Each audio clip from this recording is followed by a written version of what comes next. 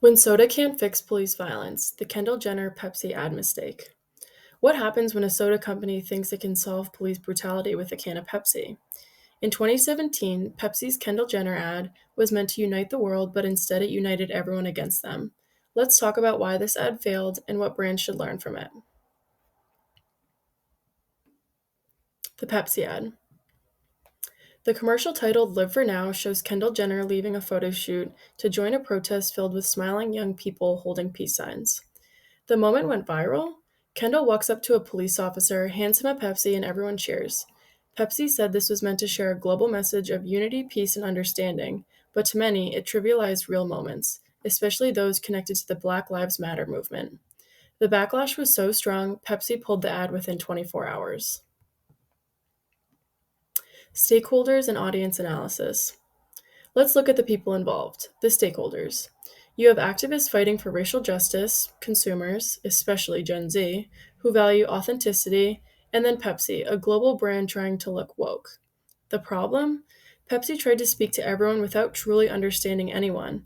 Their attempt to reach socially aware young people came off as fake, and those audiences felt exploited instead of inspired. What went wrong? This ad failed for three big reasons. First, it commercialized protest imagery.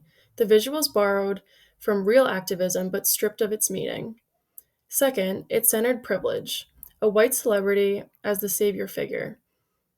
That image of Kendall fixing tension with a Pepsi was especially offensive given the context of police violence. Third, it was performative activism. Pepsi wanted the look of activism without the substance. It used social justice as a backdrop for a sales pitch. Lessons for ethical advertising. So, what can brands learn from this? One, they can listen before you advertise. Don't speak for a movement, amplify it. Two, be authentic. If your company supports a cause, back it up with real action.